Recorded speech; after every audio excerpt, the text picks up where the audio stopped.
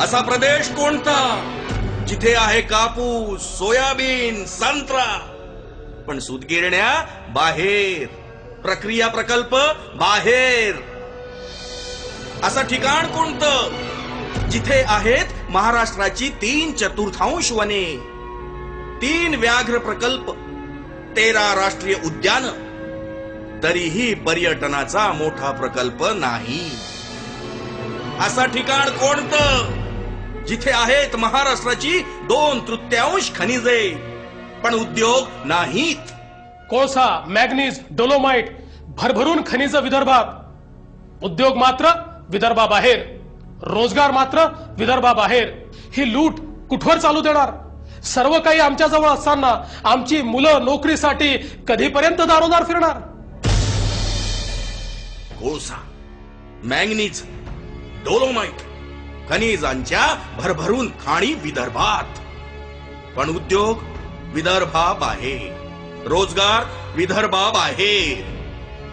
ही लूट कुठवर चालू देणार? सगळं असूनही आमची पोरं नोकरीसाठी दारोदार फिरणार?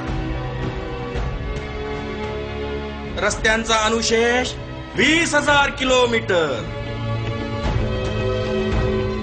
IIT, IIM सारखी दर्जेदार सरकारी शिक्षण संस्थाने तिकडे. विदर्भाच्या विद्यार्थ्यांना फक्त खाजगी कॉलेजेस.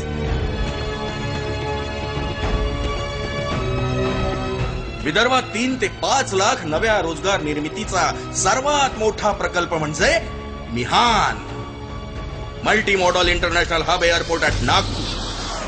मिहान म्हणजे विदर्भाचा भाग्योदय करणारा प्रकल्प. पण आज इथं कामं अर्धवट आहेत, कारण महाराष्ट्राच्या सरकारजवळ विदर्भासाठी पैसा नाही.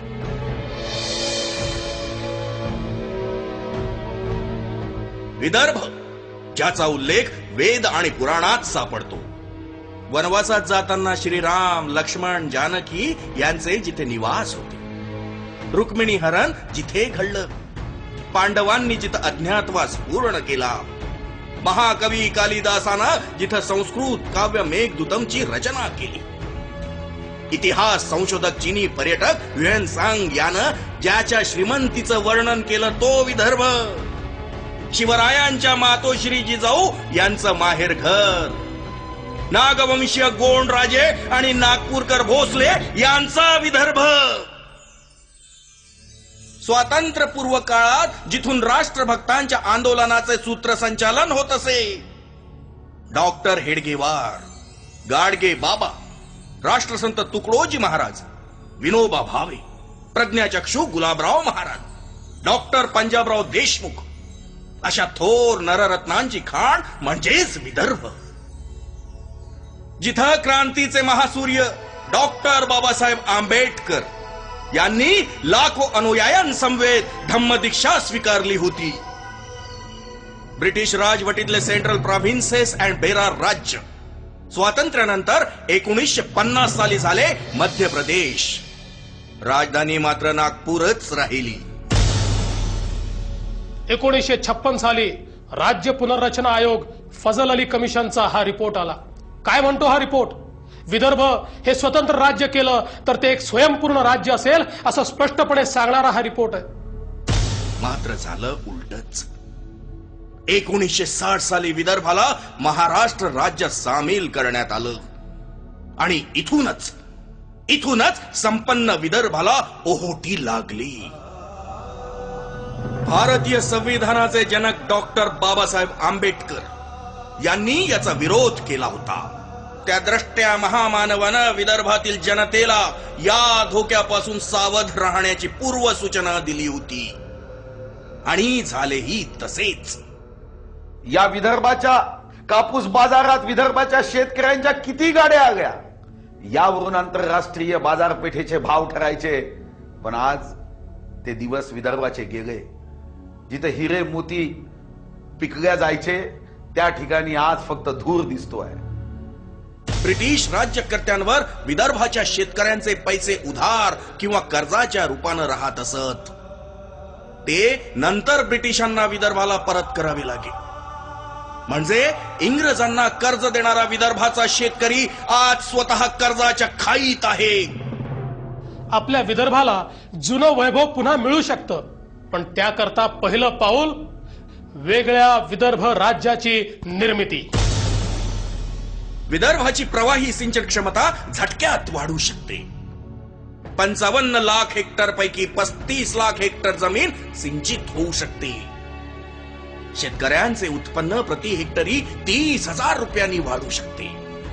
म्हणजे विदर्भाच्या शेतकऱ्यांना तब्बल 11,000 कोटी रुपये दरवर्षी जास्तीचे मिळतील.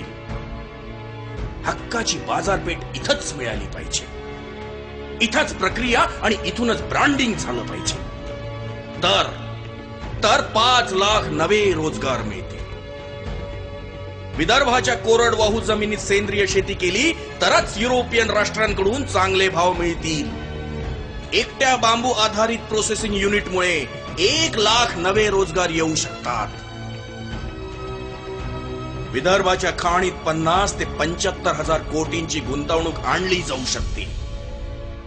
ऑस्ट्रेलियन मॉडेलवर थेट 5 लाख नवे रोजगार मिळू शकतात. इको टुरिझम साठी 1,000 कोटी रुपयांची गुंतवणूक आणि 5 लाख लोकांना प्रत्यक्ष किंवा अप्रत्यक्ष रोजगार शक्य आहे. याचाच अर्थ वेगळा विदर्भ झाल्यानंतर ठराविक कालावधीत विदर्भाच्या 10 ते 15 लाख तरुणांना इथेच हक्काचा रोजगार मिळेल. म्हणजे बेरोजगारीला बाय बाय करून आमच्या तरुणांना सन्मानानं जगता येईल. विदर्भाच्या जनतेला आता हे महाराष्ट्राचं सरकार न्याय देऊ शकत नाही. महाराष्ट्राच्या तिजोरीत विदर्भाच्या विकासासाठी पैसा नाही. अरे विदर्भाच्या जनतेसाठी प्रेम नाही, स्नेह नाही. विदर्भ म्हणजे या नेत्यांना वसाहत वाटते. विदर्भ शोषण करण्यासाठी सुपीक भूमी वाटते. विदर्भाचे लोकच विदर्भाचं भलं करू शकतात. आपणच आपला विदर्भ करू शकतो संपन्न. एकच उदाहरण देतो, बघा आणि निर्णय घ्या. विदर्भात तयार होते 4,500 मेगावॉट वीज. मात्र विदर्भाला गरज आहे केवळ 1200 किंवा 1,500 मेगावॉटची. महाराष्ट्रात राहून ती सुद्धा मिळत नाही. वेगळ्या विदर्भ राज्याला स्वतःची गरज भागवून उरलेली वीज उंच दरात विकता येईल. 8 ते 12,000 कोटींची मिळकत होईल. कसा असेल आपला विदर्भ? सुखी, संपन्न आणि आदर्श.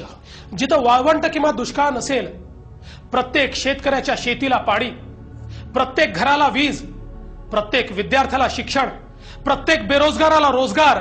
जिथं कोणीही आत्महत्या करणार नाही, जिथं कोणीही कुपोषणाचा बळी जाणार नाही. विदर्भाचं आंदोलन राजकीय नाही. हे कुणाला आमदार, खासदार किंवा मुख्यमंत्री बनवण्याकरता नाही. विदर्भाची निर्मिती ही सामाजिक आर्थिक परिवर्तनाकरिता आहे. विदर्भातल्या दीन दलित, गोरगरीब, आदिवासी, बेरोजगार विद्यार्थी आणि शेतकरी यांच्या जीवनामध्ये सामाजिक आर्थिक परिवर्तन करण्याची ही चळवळ आहे. नाहीतर आज हालत खराब आहे. नक्षलवादाची धग वाढत आहे. सामान्य आदिवासी भरडल्या जात आहे. बेरोजगार वाढतीवर आहेत. खेडी ओस पडतायत आणि शहरं बकाल वस्त्या झालीत. असंच सुरू राहिलं तर कुणाला सांगून देखील पटणार नाही की हाच विदर्भ कधी काळी संपन्न आणि समृद्ध होता. आता या विदर्भातल्या तरुणांनी उठायचं आहे. माझा विश्वास है कि लहरों से डरकर कभी नौका पार नहीं होती, कोशिश करने वाले की कभी हार नहीं होती. आता एकच नारा, स्वतंत्र विदर्भ. स्वतंत्र विदर्भ म्हणजे आमचा विकास. स्वतंत्र विदर्भ म्हणजे आमच्या चेहऱ्यावरचा आनंद. स्वतंत्र विदर्भ म्हणजे आमच्या कच्च्या बच्चांचं भावी समृद्ध भविष्य. आणि म्हणून उठा, एकच नारा बुलंद करा, स्वतंत्र विदर्भ राज्य हा आमचा जन्मसिद्ध अधिकार है. जय विदर्भ, जय विदर्भ, जय विदर्भ, जय विदर्भ. कोटि कोटि सूखे कंठों से